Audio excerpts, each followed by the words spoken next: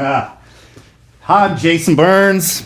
We're doing a little question and answer. If you're watching this, you probably already know that. We got some good questions from you guys, and myself, Miles Mosley, George Stiepovich will all be answering questions tonight, and we'll even bring in Martin for a second, our friendly scientific dude. So I'm going to start with the first question here. It's from Brian Dunmeyer. What's up, Brian? He asked, who was your biggest influence when starting out playing bass? And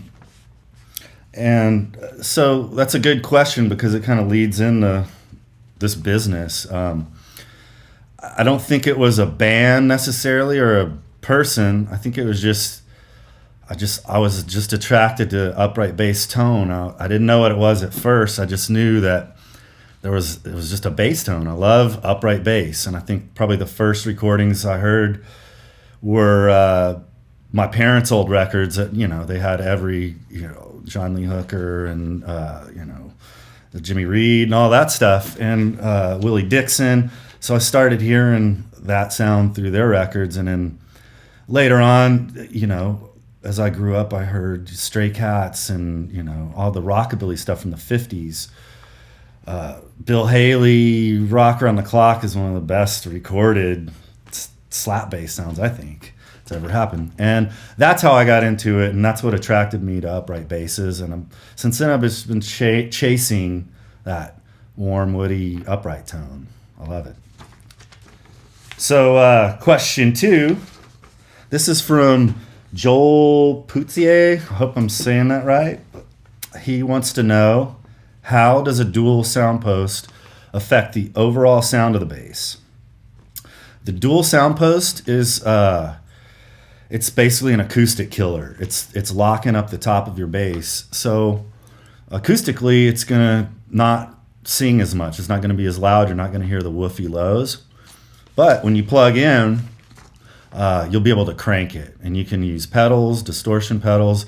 It's what players like Miles Mosley, who uses a lot of effects, things like that, he has that just for extra feedback protection.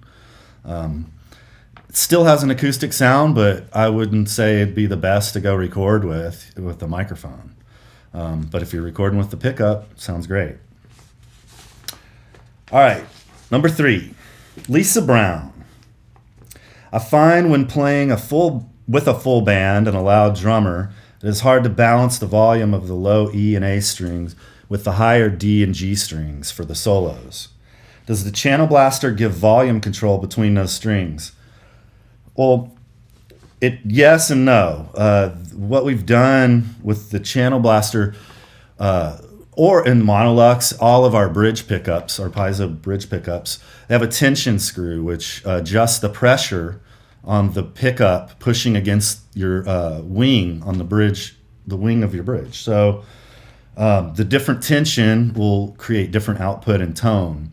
And it also picks up, say your A's ringing out really loud. It's the frequency that always wants to run away from you in that room, or your rehearsal room, or your studio, or whatever. You can adjust the tension screw to remove some of that frequency so it's not so heavy. So yes, it does. You can control your string volume from string to string with the bridge pickup. All right, question number 4. Fernando Slap. So Fernando wants to know, which is the principal difference between the older pickups, Stereo Lux, and new pickup? So I think what Fernando's asking is sort of the difference between the old channel blasters and preamps and this new generation.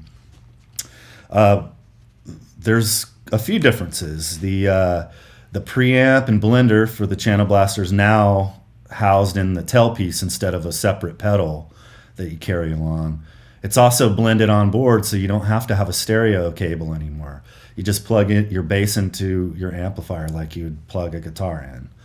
You just go straight in to your effects board or to your head and eliminate the middleman and all the other stuff you have to carry around.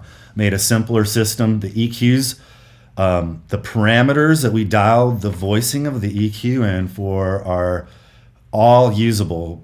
I mean, from 0 to 10. So it's a little more user friendly if you're not a recording engineer. You should be able to get a decent tone, just flipping around the switches.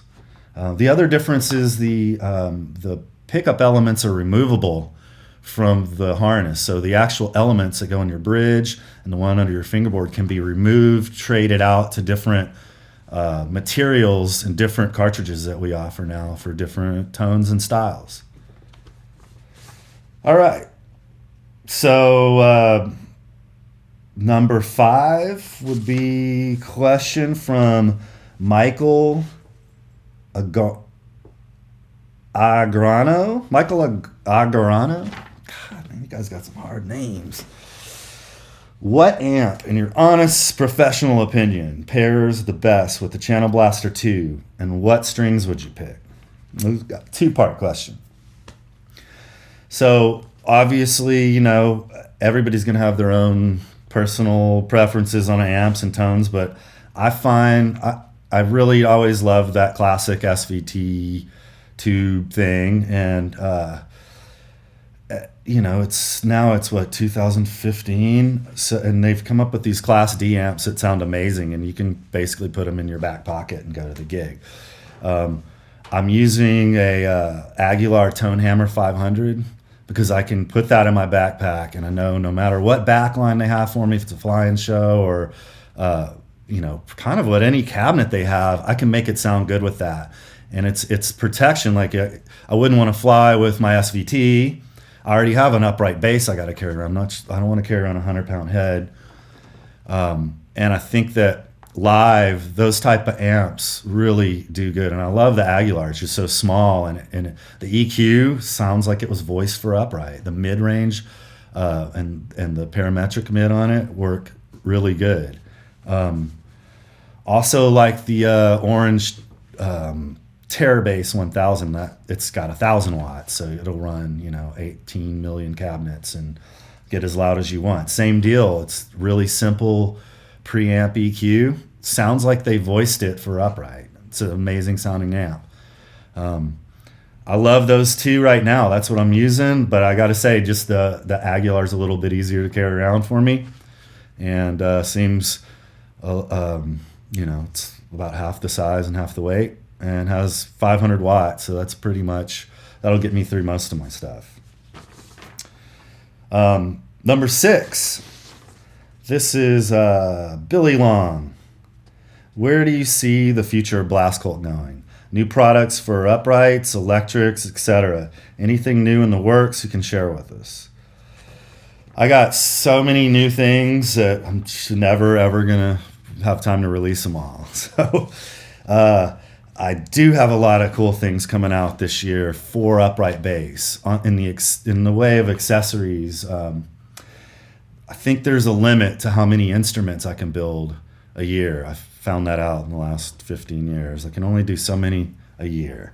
So that's going to wind up staying the same. I might make some changes and do some new shapes on guitars and things like that, but I think this year I'm gonna concentrate on making pickups, accessories for the upright bass that everyone can purchase, and you don't have to wait, a year to get. And not everybody can afford a $5,000 bass, so I'd like to, be able to get people that can't afford that the tone and the playability on whatever bass they have. I think that's what I'm really focusing on now. Just small accessories, strings. I have a feedback killer for the tailpiece that's coming out, and just all the varieties of this pickup system. I mean, it's kind of unlimited, and you can tailor make your pickup system to your style with our different elements and all the different options you have with them. So watch that, and we'll see where we go from there. But there will be a few new things coming out this year. Thanks, bye.